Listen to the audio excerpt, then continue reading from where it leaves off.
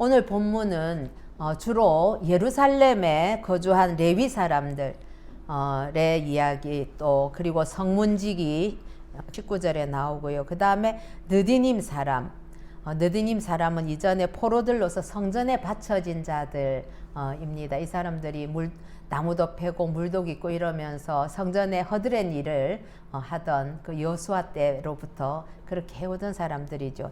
그 사람들 또 노래하는 자들 그리고 나머지 이스라엘 사람들이 곧 유다 지파 그리고 베냐민 지파의 자손들이 거주한 지역에 대해서 쭉 소개를 하고 있습니다. 예루살렘에 거주한 사람들 뿐만 아니라 유다의 여러 지방에 거주한 사람들을 지역적으로 소개하면서 반복해서 언급을 하고 있죠. 이것은 포로에서 귀환한 그 이스라엘 공동체가 이전에 멸망 전에 그 영토를 회복해 가고 있다는 것을 이제 드러내는 표현이기도 하고요. 그리고 계속해서 땅을 완전히 그 이전의 영토를 해 나갈 것이다 하는 그런 미래적인 어떤 열망이라고는 할 거예요. 그런 것들을 나타내는 이렇게 서술이기도 합니다.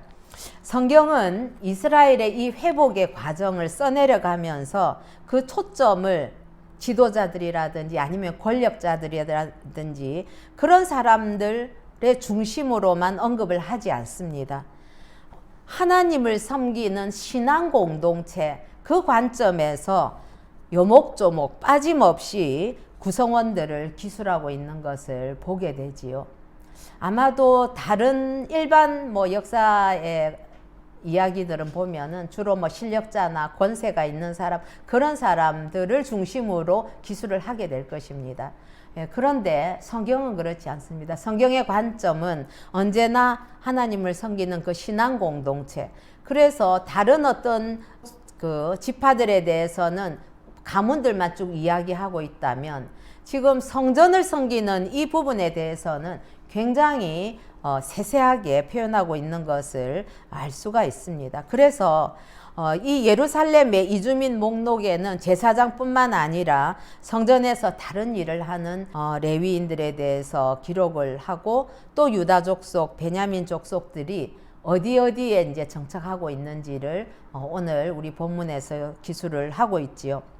이런 걸 보면서 저는 그런 생각이 들었습니다. 이스라엘이 70년 동안 그 포로 생활을 거치면서 돌아와서야 비로소 이들의 삶이 그 중심이 하나님께로 향하기 시작했구나.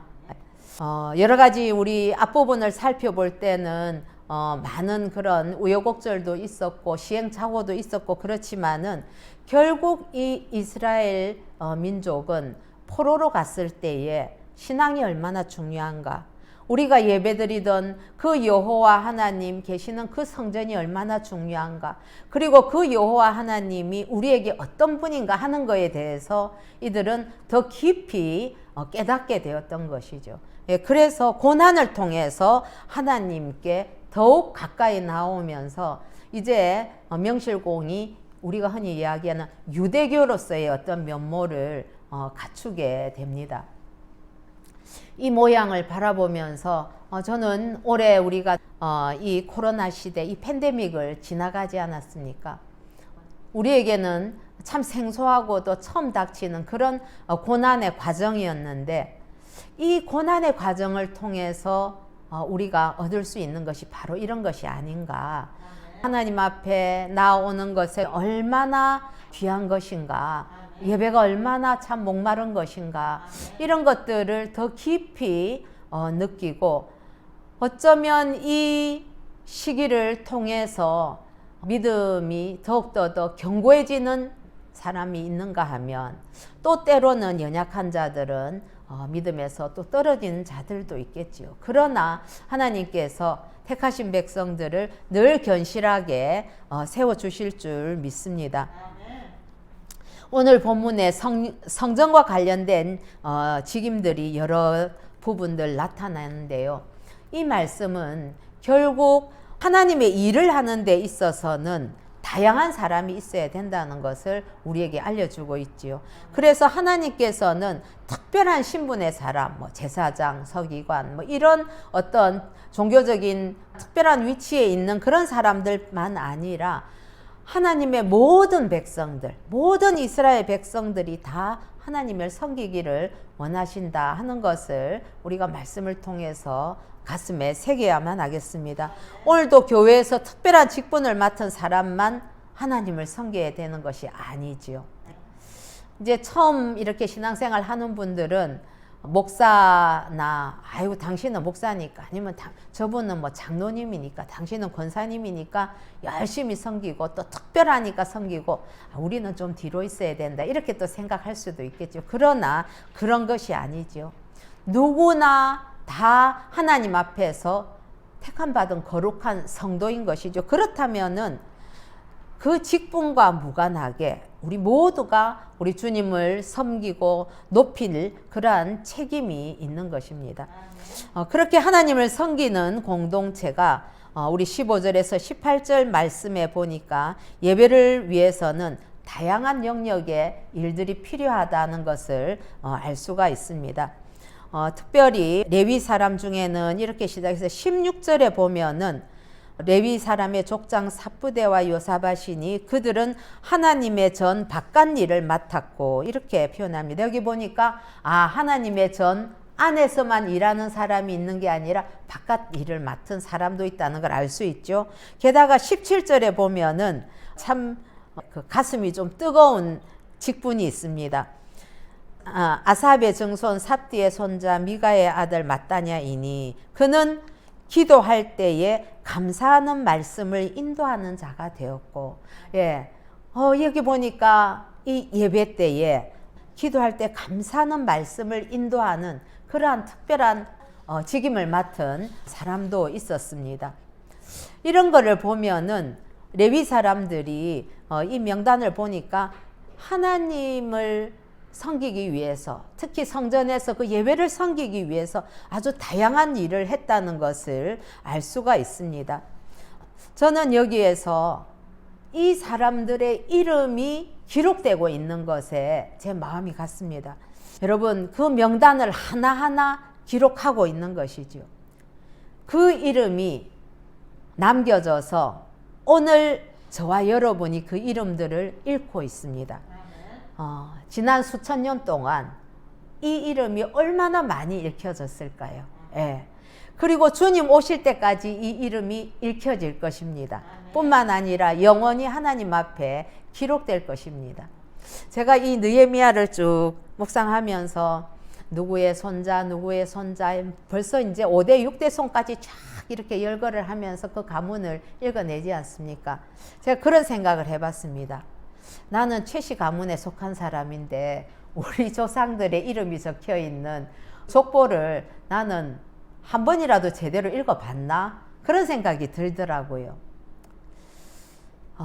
참 하나님 앞에서 이렇게 이름이 적혀진다는 것은 그것도 주의 전에서 일하는 사람으로서의 그 가문이 거론된다는 것은 이건 엄청나게 영광스러운 일이죠. 사랑하는 성도 여러분, 주님의 일을 감당하실 때에 누가 보든지 아니 보든지 하나님 앞에서 헌신하시기를 바랍니다. 사람들은 오해하기도 하고요. 사람들은 그 수고를 몰라주기도 하고요. 게다가 비난도 할 수 있습니다. 그러나 우리의 중심을 보시는 하나님께서는 우리의 헌신을 기억하시고 우리의 이름을 기억하실 것입니다. 내가 잊어버린 그 일도 주님은 기억하시고 주님 앞에 갔을 때에 야, 이전에 네가 참 수고하더라. 그렇게 말씀해 주실 그런 날이 올 것입니다. 저는 오늘 아침에 이렇게 와서 이 트리를 보면서 참 마음이 뜨거웠어요. 왜냐하면 어젯밤에 이제 가니까 집사님께 이제 전화가 왔었습니다. 그런데 제가 부탁을 사실은 드려서 이번 주 중에 그 가정에서 아이들과 함께 추리를 장식할 수 있으면 그런 기회를 가지면 얼마나 좋겠냐 이제 그렇게 고민을 했는데 그 얘기하는 걸 우연히가 어제 엄마랑 제가 통화하는 걸 들었던 거예요. 그래서 기어코 어젯밤에 가서 하자고 쫄랐대요, 엄마를. 그래서 수요일이면 교인들도 오시고 또 목사님도 오시고 하는데 그 전에 해놓고 싶다고 하자고. 그래서 밤에 이제 그 추운데 어젯밤에 꽤 추웠잖아요. 기어코 이제 엄마를 끌고 와서 이렇게 예쁘게 막 장식을 했더라고요. 근데 제가 저녁 때에 이 예배실이 한 15도 어제는 그랬었거든요. 그래서 내가 그 추운데 어떻게 했어? 내가 그랬더니 그렇다고 그 뭐 하면서 우리처럼 막 히터를 켜고 했겠습니까? 그렇게도 안 하고 그냥 추운데 손 호호 불면서 했던 것이죠. 예. 그래서 목사님 너무 추워가지고 다른 거는 다 달지도 못하고 그냥 추리만 하고 왔어요. 그렇게 얘기를 하더라고요. 내가 우연히 바꿔달라고 하니까 우연히 지가 직접 연락한대요. 그러더니 우연히가 이제 사진을 찍은 것을 보냈어요. 그래서 제가 우연히한테 그랬죠. 너가 평생에 이 2020년 크리스마스를 넌 기억하게 될 것이다. 너가 추운데도 기쁜 마음으로 너 이거 트리 장식할 때 네 마음이 굉장히 행복했지. 그리고 참 설렜지. 그런 마음으로 추리를 장식한 것을 하나님께서 기억하실 거야. 이제 그런 이야기를 했고, 오늘 제가 그래서 그 집에 거하게 피자 2판을 사서 보냈습니다. 오라고 해가지고. 그래서 우연히 네 덕분에 누나들까지 먹이자 이러면서 보냈거든요. 그렇습니다. 그 어린아이와 같은 심정으로 우연히가 이거를 할 때 그 마음이 느껴지는 거예요. 그 하나님 앞에서 지가 하나님 제가 이렇게 했어요 하는 그 마음, 그걸 보면서 하나님 얼마나 기뻐하셨을까, 이제 그런 감동이 있었습니다. 사랑하는 성도 여러분, 하나님의 일을 감당하기 위해서는 이처럼 말씀을 전하는 사역자 외에도 다양한 분들의 섬김이 있어야 합니다.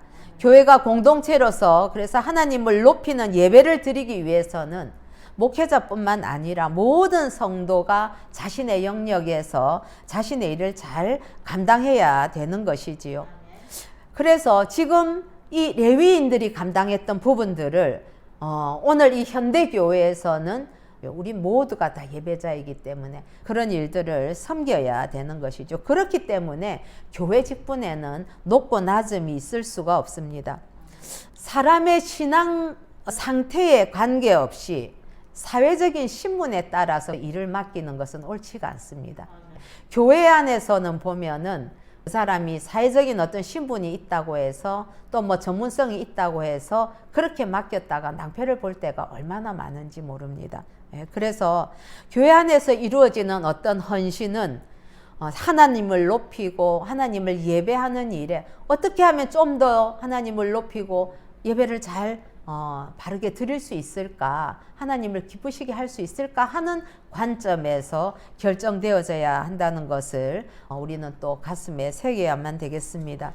사소해 보이는 일이라 할지라도 이게 하나님 중심으로 할 때는 그 교회가 건강을 유지하게 됩니다. 영적으로 건강한 교회지요. 여러분, 교회만 그렇습니까? 나라도 마찬가지입니다. 하나님 중심이라는 그 가치관이 바르게 세워질 때에 진정한 의미의 인간의 존중도 그 안에서 이루어지게 되는 것입니다. 세상은 하나님을 배제하고 인간의 중심 혹은 인간의 존중만을 내세우려고 하지요. 그러나 그것은 하나님을 속이는 것과 마찬가지입니다.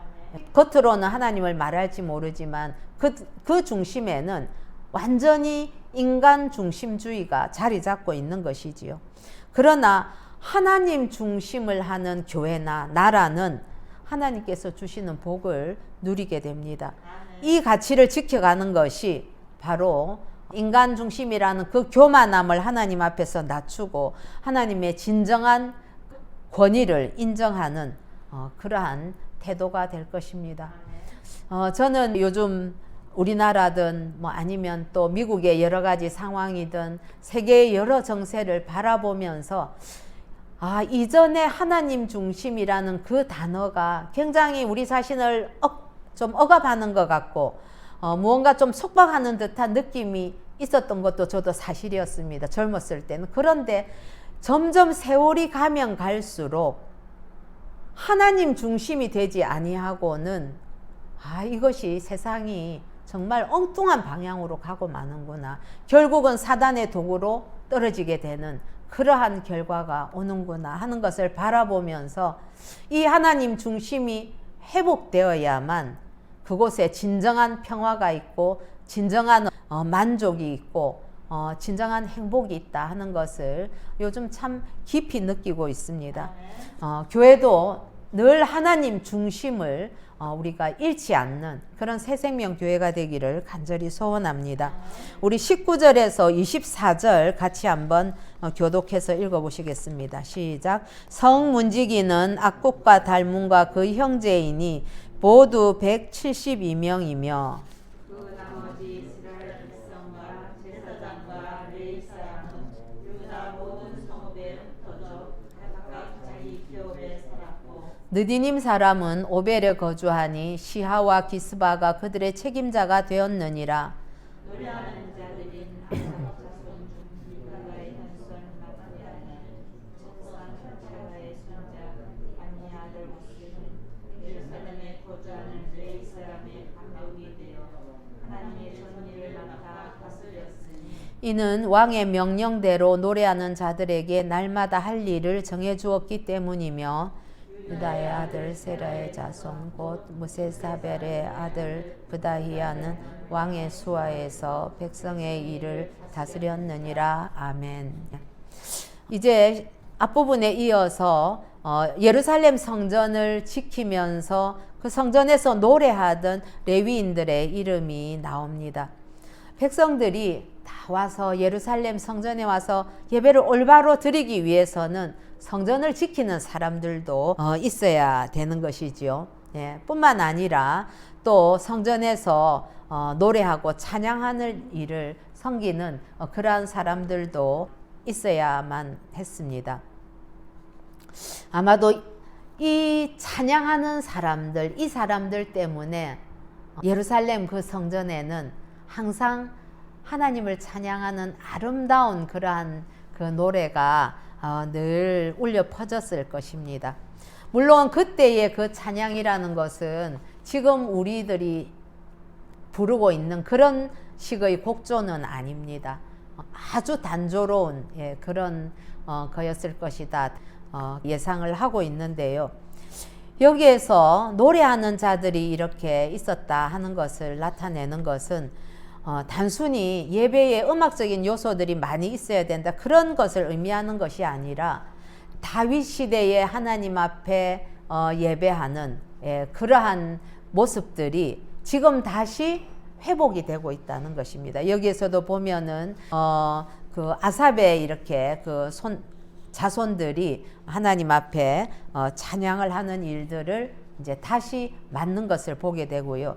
21절에 보면 느디님 사람들이 오벨에 거주한다 이런 표현이 나오는데 이 느디님 사람이 성전에서 허드렛 일을 하는 사람들이라고 또 이들은 포로 출신이었죠. 기브온 사람들이었는데 그런데 여러분 참 놀라운 것은 이 느디님 사람들이 본 유대 민족 안에 속해 있지도 않으면서도 이들은 자신들의 일을 무척 소중하게 여겼습니다. 여전히 이 느디님 사람들도 바벨론의 포로를 갔다가 돌아와서도 자신들의 일을 감당하고 있는 것을 보게 되지요.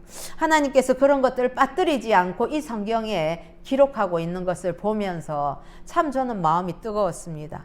그래, 참 하나님께서는 내가 하는 작은 일 하나도 참 성심성의껏 주님 앞에서 성실하게 행할 때에 기억해 주시고 기뻐하시는구나 하는 것을 알 수 있는 것이지요.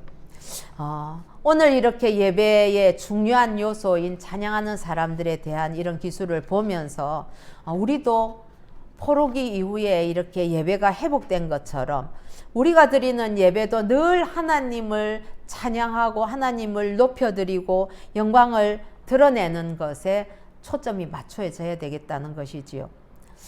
성도는 예배 드릴 때는 또 물론이고 언제 어디서나 무슨 일을 하든지 하나님만을 높이는 것이 성도의 사명입니다. 그래서 내가 직업을 통해서 또 혹은 뭐 공부하는 것을 통해서 또 사람들과의 관계를 통해서 뭐 장사하는 사람 장사하는 대로 뭐 또 직장 다니는 사람 직장 다니는 대로 모든 자신의 삶을 통해서 우리의 삶 자체가 하나님 앞에 드려지는 예배라는 사실을 잊어서는 안 되겠지요. 그렇기 때문에 삶 따로 믿음 따로 그런 이중적인 모습은 되지 않도록 우리가 늘 자신을 말씀이라는 거울에 비추어 봐야 될 것입니다. 성도로서 우리가 드릴 합당하고 영적인 예배는 우리가 잘 아는 로마서 12장 1절의 말씀과 같이 그러므로 형제들아 내가 하나님의 모든 자비하심으로 너희를 권하노니 너희 몸을 하나님이 기뻐하시는 거룩한 산 제물로 드리라. 이는 너희가 드릴 영적 예배니라. 그렇게 말씀하고 있는 것처럼 공동체 예배는 물론이고 우리 일상의 모든 삶을 통해서도 하나님 앞에 드려진다는 그 기준을 가지고 내 삶, 내 모든 언행 심사 하나하나가 어떻게 하면 하나님을 드러낼 수 있을까? 하나님께 영광이 될까에 초점을 맞추는 저와 여러분의 삶이 되기를 소원합니다. 특별히 여기에 찬양하는 자들의 인물을 보면서 한번 우리가 이런 것들을 생각을 해봐야 되겠습니다. 이 찬양 사역을 맡은 것은 굉장히 중요한 임무이지요. 그래서 우리가 속해 있는 그 신앙 공동체가 어떻게 하면 하나님께 더 예배를 잘 드릴 수 있을까? 그걸 돕는 것이 찬양과 관계된 일을 맡은 자들의 본분입니다. 그래서 성가대 할 때는 빠지지 않고 자기 자리를 잘 지키면서 열심히 해야 되겠지요. 연습할 때도 일찍 나와서 딱 제 시간에 그렇게 잘 준비된 찬양을 하나님 앞에 올려드릴 수 있도록 연습하는 데 있어서도 최선을 다해서 섬겨야만 할 것입니다. 뿐만 아니라 예배를 드리는 어떠한 태도와 자세 같은 것들도 정말 헌신하는 그 모습으로 드려야 되는 것이 마땅합니다. 지금은 사실은 거의 대부분 자비량으로 봉사를 하지만은 사실은 교회는 하나님을 바로 예배하려는 그런 신앙적인 목적을 가지고 일하는 찬양 사역자들에 대해서는 또 교회는 교회대로 배려하고 지원하는 것이 바람직하다고 생각을 합니다. 오늘 여기에도 보면 이 사람들을 그 당시에 바벨론의 아닥사스다 왕이 배려를 해서 이 노래하는 자들의 일정한 양식을 매일마다 공급을 했다고 해요. 물론 그 바벨론 왕은 이 성전에서 예배를 드리고 기도하고 하면서 자기 왕과 그리고 또 자기 가문을 위해서 잘 기도해달라 하는 의미로 그렇게 한 일이지만은 전적으로 하나님 앞에 예배에 헌신하는 그런 부분에 대해서는 지금도 교회에서는 늘 배려하는 것이 마땅하다고 생각합니다. 세 번째 마지막 25절에서 26절까지를 번갈아 가면서 읽겠습니다. 마을과 들로 말하면 유다 자손의 일부는 기럇 아르바와 그 주변 동네들과 디본과 그 주변 동네들과 여갑스엘과 그 마을들에 거주하며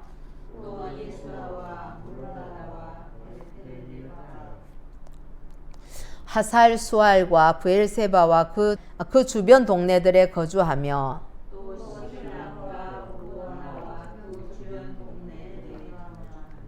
또 에느림몬과 소라와 야르뭇에 거주하며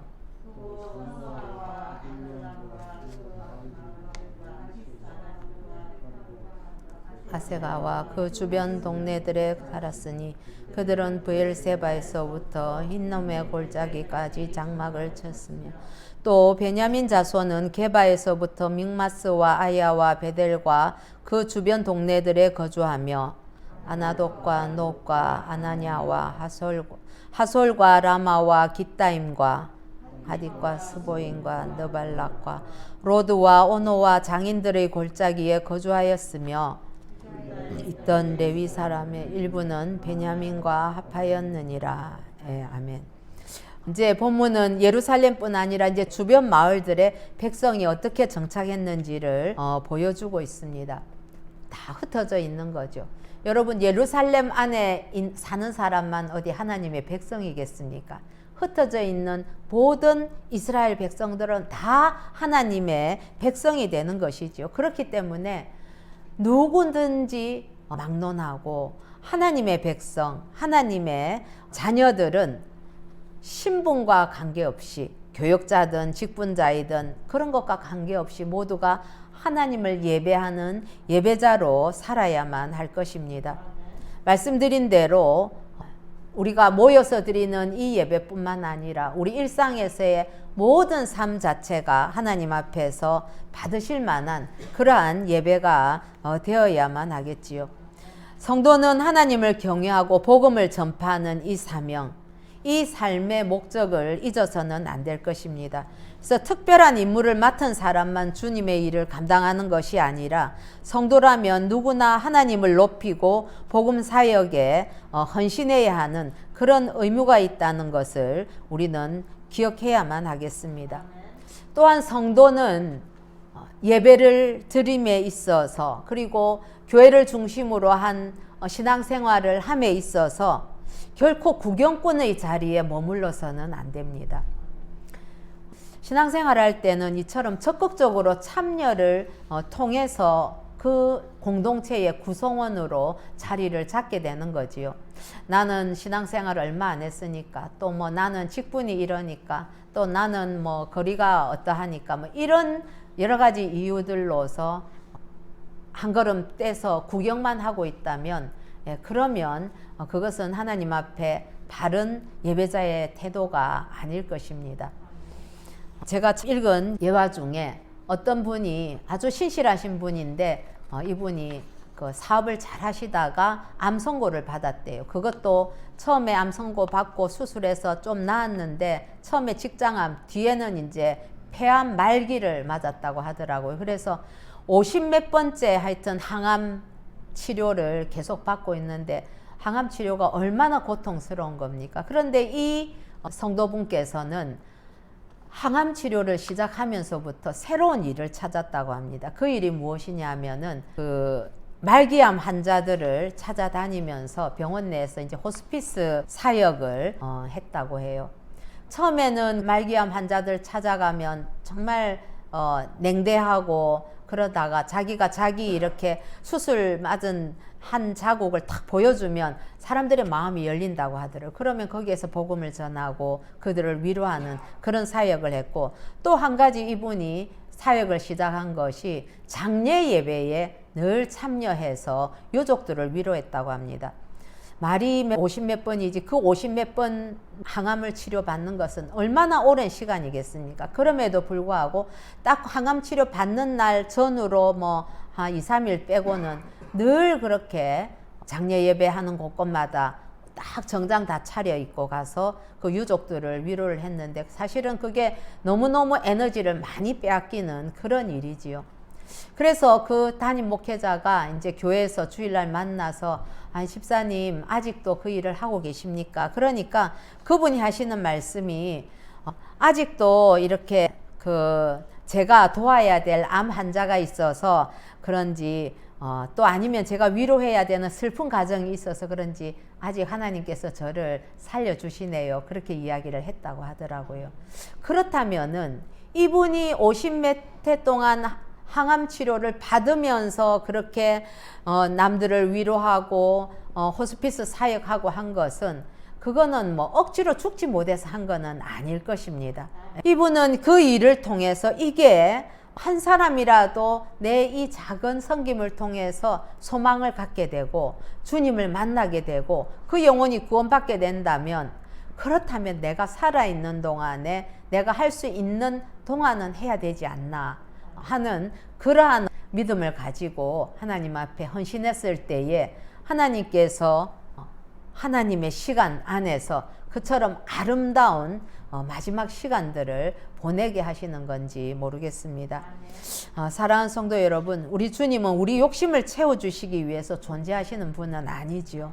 우리가 주님을 높여드리기 위해서 그래서 하나님은 존재하시는 것입니다. 그래서 우리의 모든 삶 속에서 항상 하나님을 기억하고 하나님을 높이고 예배하는, 그래서 하나님께 기억되고 인정받는 그러한 성도, 하나님의 손바닥에 이름이 쓰여지고 하나님의 마음에 이름이 쓰여지는 그러한 저와 여러분이 되시기를 우리 주 예수님의 이름으로 축복합니다.